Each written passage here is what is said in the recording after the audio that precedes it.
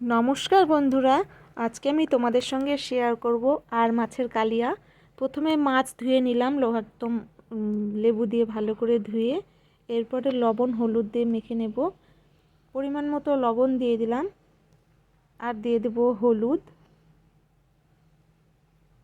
দিয়ে এবার হাত দিয়ে ভালো করে মেখে নেব। হাত দিয়ে মাখলে লবণ হলুদটা ভালোভাবে মাছের সঙ্গে লাগবে। এরপরে সর্ষের তেল দিয়ে আবার একটু মেখে নেব। কাঁচা মাছে সর্ষের তেল মেখে 10 মিনিটের জন্য রেখে দিলে মাছটা ফুটবে না, আর মাছ কিন্তু খুব ফোটে। এরপরে কড়াই বসিয়ে দিলাম, এবার দিয়ে দিলাম সর্ষের তেল।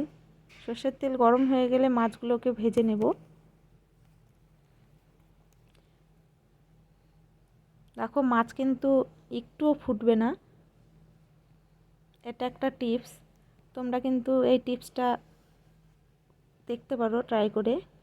উল্টে পাল্টে ভালো করে ভেজে নেব।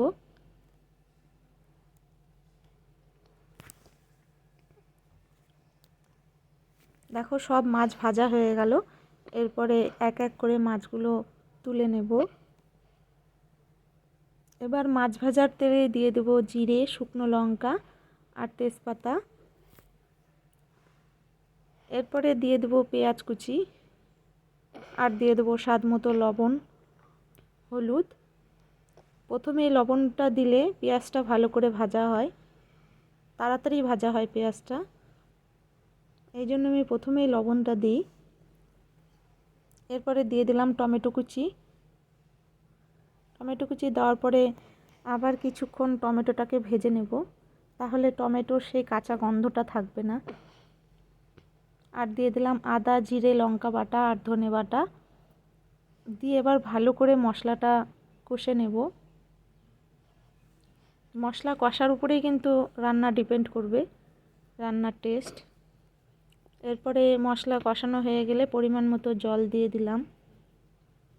তোমরা যেভাবে ঝোল রাখবে সেভাবে ঝোলের পরিমাণটা দেবে। ঝোল যখন ফুটে আসবে এরপরে ভেজে রাখা মাছ দিয়ে দিলাম।